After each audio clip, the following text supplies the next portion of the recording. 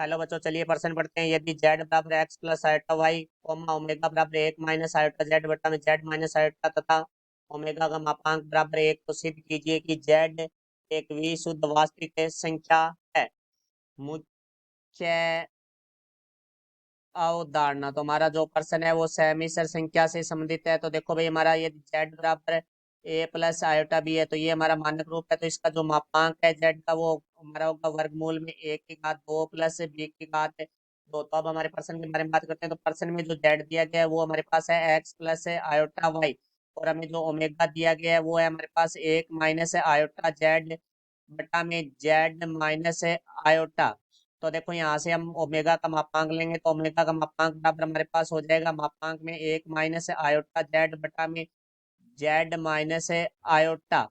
क्योंकि हम जानते हैं मापांक z1 बटा में z2 बराबर होता है मापांक z1 बटा में मापांक z2। तो यहाँ से देखो भाई, ओमेगा का मापांक है बराबर हमारे पास है आ जाएगा मापांक 1 - आयोटा जेड बटा में मापांक में जेड माइनस आयोटा। तो मापांक ओमेगा का मान हमें प्रश्न में 1 दिया गया है, तो 1 बराबर हमारे पास आ गया 1 - आयोटा जेड का मापांक बटा में मापांक में जेड माइनस आयोटा। तो ये भाग में बराबर से दूसरी तरफ आके गुणा में हो जाएगा, तो यहाँ से आ जाएगा जेड माइनस आयोटा का मापांक बराबर है मापांक में 1 - आयोटा जेड।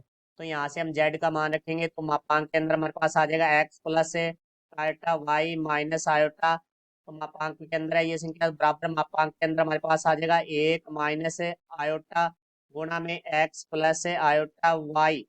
तो आप देखो, यहाँ से हमारे पास आ जाएगा मापांक के अंदर एक्स प्लस आयोटा हमारा उभयनिष्ठ आ जाएगा, तो यहाँ से आ जाएगा वाई माइनस 1 बराबर 1 - आयोटा का अंदर गुणा करेंगे, तो यहाँ से आ जाएगा minus x iota plus minus minus iota घात 2 वाई। चूंकि हम जानते हैं आयोटा घात 2 का मान है वो हमारा -1 होता है। तो यहाँ से देखो भाई, मापांक के अंदर एक्स प्लस आयोटा वाई -1 बराबर हमारे पास आ जाएगा मापांक के अंदर 1 - एक्स आयोटा माइनस आयोटा घात 2 का मान -1 होता है। तो माइनस और माइनस प्लस वाई। तो यहाँ से देखो हमारे पास आ जाएगा मापांक में एक्स प्लस आयोटा वाई -1 बराबर। यहाँ से देखो भाई, मापांक के अंदर हम लिखेंगे y plus 1 minus x iota. तो अब यहाँ सूत्र का प्रयोग करेंगे, तो यहाँ से हमारे पास आ जाएगा वर्गमूल के अंदर a की घात 2 प्लस b की घात 2 होता है, तो ये वास्तविक भाग होता है, तो x की घात 2 प्लस b है वो हमारा आयोटा के साथ वाला भाग होता है। तो y माइनस 1 की घात 2 बराबर वर्गमूल में y प्लस 1 की घात 2 प्लस माइनस x की घात 2। अब हम देखो यहाँ से लिखेंगे दोनों तरफ वर्ग करने पर। तो दोनों तरफ वर्ग करेंगे, तो यहाँ से आ जाएगा वर्गमूल में x की घात 2 प्लस वाई माइनस 1 की घात 2 का वर्ग बराबर हमारे पास आ जाएगा वर्गमूल y प्लस 1 की घात 2 प्लस माइनस एक्स की घात 2 है वो हमारा x की घात 2 होता है की घात 2। तो यहाँ से देखो भाई, वर्गमूल का वर्ग करेंगे तो वर्गमूल का चिन्ह हट जाएगा, तो यहाँ से आ जाएगा x की घात 2 प्लस वाई माइनस 1 की घात 2 बराबर। इसी तरह वर्गमूल का वर्ग करेंगे तो वर्गमूल का चिन्ह हट जाएगा, तो y प्लस 1 की घात 2 प्लस एक्स की घात 2। तो यहाँ से x की घात 2 से x की घात 2 कट जाएगा।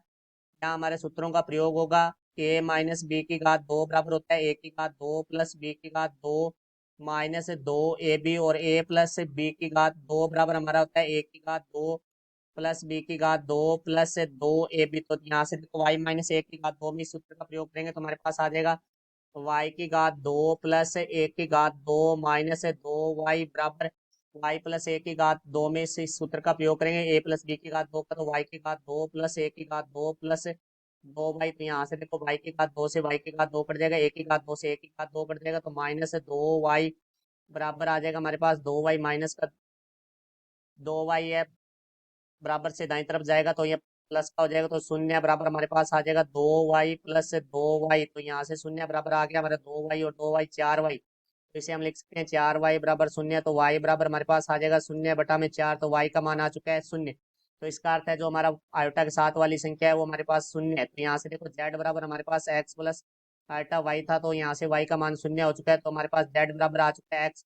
तो ये हमारी सिर्फ है वास्तविक संख्या। तो हम यहाँ लिखेंगे जेड वी शुद्ध वास्तविक संख्या है, क्योंकि यहाँ जो आयोटा वाला भाग है वो हमारा शून्य हो चुका है। तो ये हमारे प्रश्न का उत्तर हुआ। आशा करता हूँ समझाया होगा। धन्यवाद।